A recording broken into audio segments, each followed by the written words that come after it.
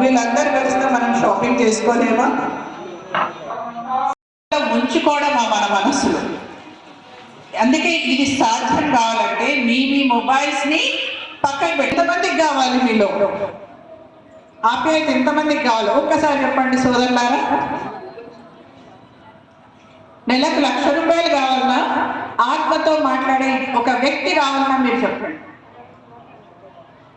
1,00,000 అవసరమే, కానీ ఆ డబ్బును సంపాదించేటప్పుడు దాంట్లో న్యాయబద్ధమైన సంపాదన చాలా ఇంపార్టెంట్. అందులో కొంత అన్ని మనకి అట్టుపెట్టుకో. డబ్బు ఉంటేనే, ఖాళీ ఉంటేనే కార్యం చేయగలము. ఆ కార్యదీక్ష కూడా మన దగ్గర వస్తుంది. ఈ ఖాళీ లేనప్పుడు కాంగా కూర్చుని అలవాటు పడతాం. అవునంటారా సోదరులంటారా? ఖర్చు పెట్టాలని తెలుస్తుంది. దానివల్ల మనము చేసే ఫంక్షన్స్లో మనం ఏ రకమైనటువంటి వివాహాలే కానివ్వండి, ఏమైనా కానివ్వండి, మనం ఖర్చుతో కొంచెము దాన్ని పొదుపు చేస్తూ పద్ధతిగా చేస్తున్నాం. ఈ మధ్యకాలంలో ఇవన్నీ పోయి ఎంతసేపు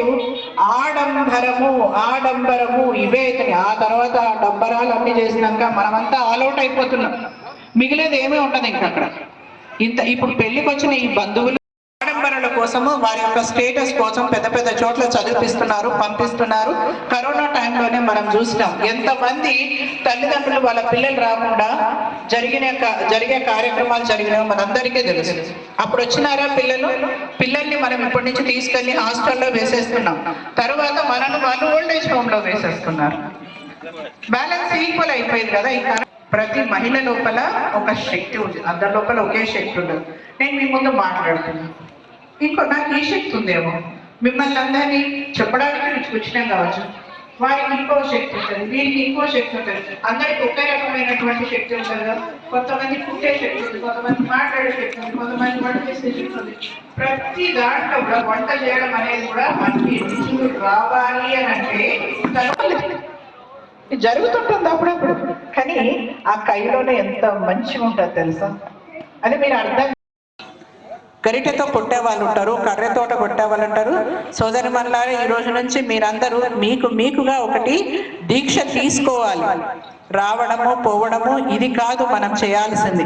ఇంత ఏర్పాటు చేసినారంటే మన సోదరులు ఎంత బాగా కష్టపడి ఉంటారు. 1 వీక్ నుంచి కూడా అంత ఈజీగా ఇప్పుడు అనుకొని సాయంత్రం కల్లా చేయడమా, ఇప్పుడు అనుకొని రేపో చేయడం అది సాధ్యం కాదు. దీనికంటూ ఒక ప్రణాళిక ఉంటుంది. ఏం చేయాలి, ఎలా చేయాలి, ఎవరిని పిలవాలి, పిలిచే వక్తలకు ఎక్కడ సమయం ఉందా లేదా, ఇవన్నీ చూస్తున్నారంటే వాళ్ళు కనీసం ఒక 15 రోజుల నుంచి ఆలోచన చేస్తూ ఉన్నారు. వాళ్ళు చేసిన ఈ పనులకు మనం ఎంతవరకు తోడ్పడుతున్నామో, మనం దీనికి ఏ రకమైనటువంటి మళ్ళీ ఆద్యం పోద్దాము అనే సంకల్పం కొంతమందిలో రావాలి. సరే, మీరు ఏదైనా చేయాలనుకున్నప్పుడు చెప్పండి, వాళ్ళు మీకు ఏర్పాట్లు చేస్తూ ఉంటారు.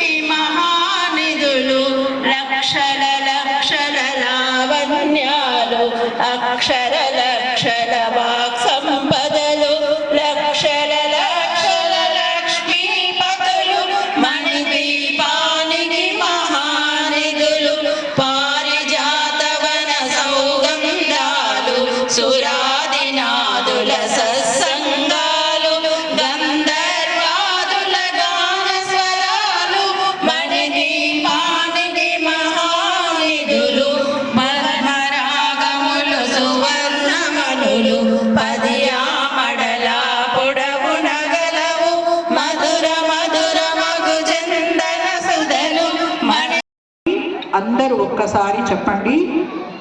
భారత్ మాతా కీ జై, భారత్ మాతా కీ జై, జై శ్రీరామ్. జై శ్రీరామ్. మరి ఈరోజు ముఖ్య అతిథి మానవ జీవన విధానాన్ని, ధర్మాన్ని ప్రపంచానికి అందించినటువంటి మన భారతదేశం, ఆదిశక్తిగా నిలిచిన ఈ దేశం, అన్నపూర్ణగా నిలిచిన ఈ దేశం, విశ్వమంతా సుఖంగా ఉండాలని, శ్రేష్ఠత్వంతో సుఖంగా ఉండాలని కాంక్షించినటువంటి ఈ దేశం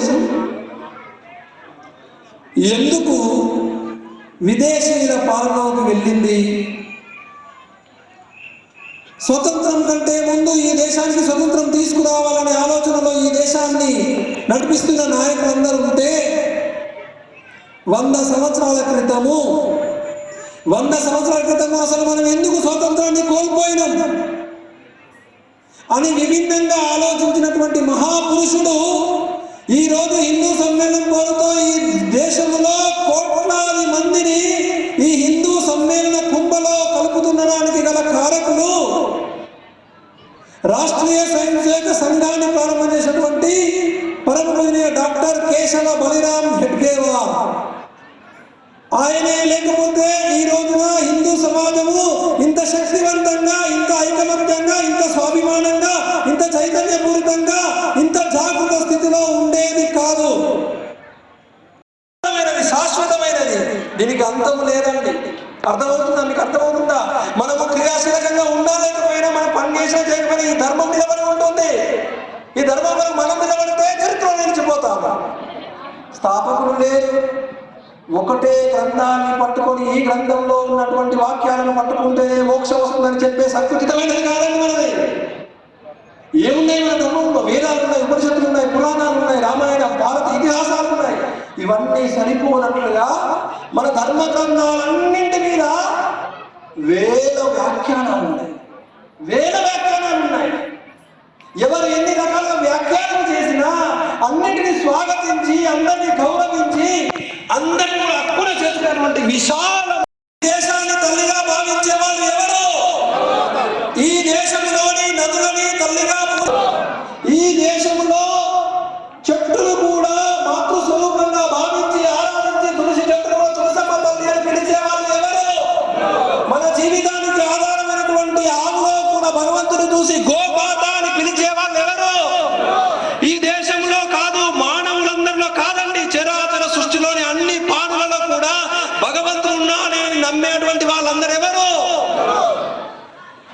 చూడండి, ఈ దేశాన్ని తల్లిగా, ఇక్కడి నదులని తల్లిగా, మన యొక్క పశు పక్షి సులువుగా ఉంది. ఒకసారి పిడికిలు బిగించండి గట్టిగా. రాణి వాళ్ళ కుటుంబాలన్నీ వినమన్నారు. జగిత్యాల నగరం అంతా దత్తవిల్ల. జై బోలో భారత్ మాతా కీ, బోలో గో మాతా కీ, బోలో గంగా మాతా కీ, బోలో తులసి మాతా కీ, జై బోలో సత్య సనాతన ఆర్య వైదిక పవిత్ర హిందూ ధర్మ కీ జై.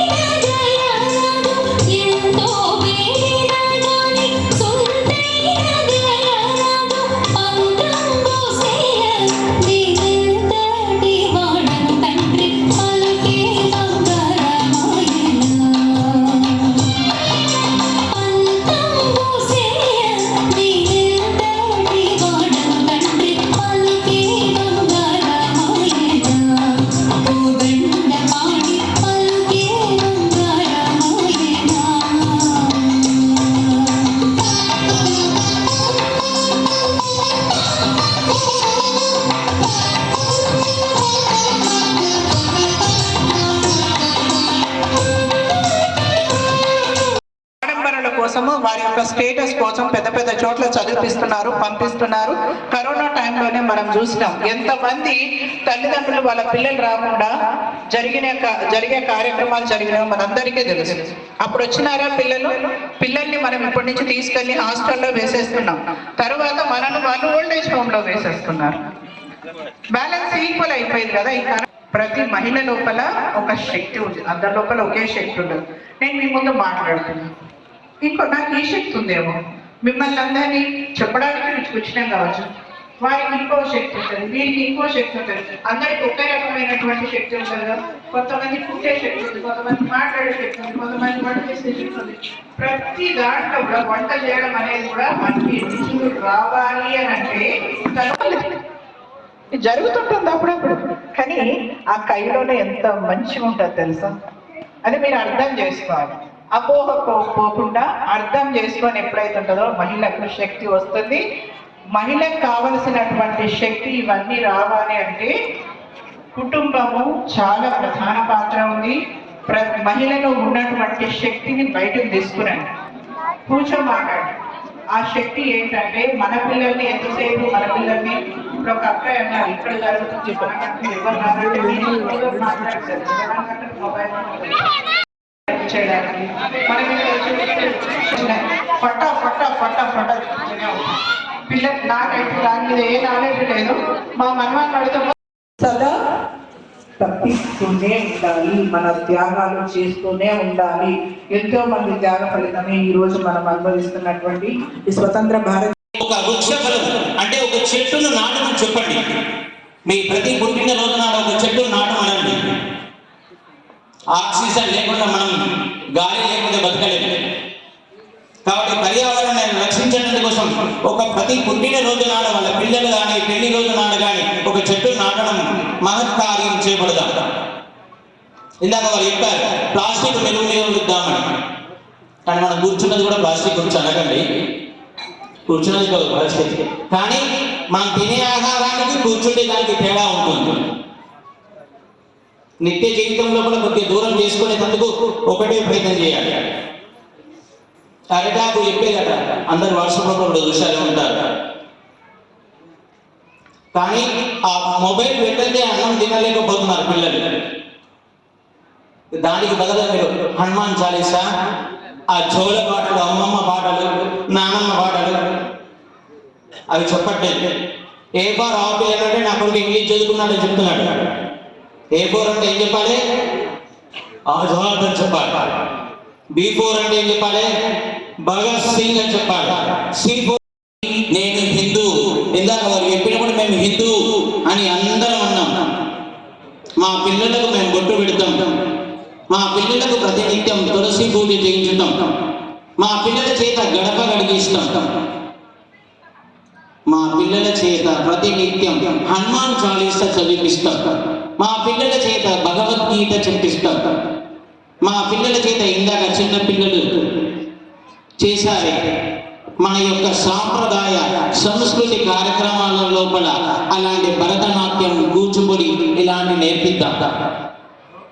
వేసి వెయ్యని బట్టలతోటి అలాంటి డ్యాన్సులతోటి టీవీ సీరియళ్ళు చూస్తూ ఆ కుటుంబ వ్యవస్థను దూరం చేస్తున్నాం.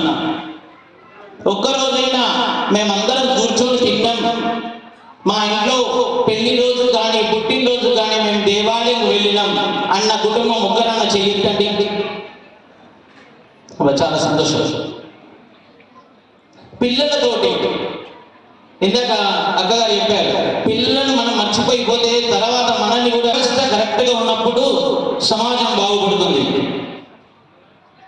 మన కుటుంబంలో మన పిల్లల్ని చూసుకోకపోవడం వల్లనే మన పిల్లలు కాదు కదా, పక్కింటి పిల్ల వాళ్ళు వెళ్ళిపోయారు కదా, మనకు కమిటీలు ఏర్పాటు చేసుకొని ఆ రోజు ఖచ్చితంగా మన దగ్గర పరిసర ప్రాంతాల్లో కూడా టెంపుల్ లోపల ఒకరోజు మనం సమావేశం ఏర్పరచుకొని దీన్ని ఈ ఒకరోజు సంఘటన కాకుండా ఎప్పటికీ మనం ఇలాగా కొనసాగించాలని నా యొక్క కోరిక. ఇది అందరూ మనం కొనసాగించాలని కోరుకుంటున్నాం.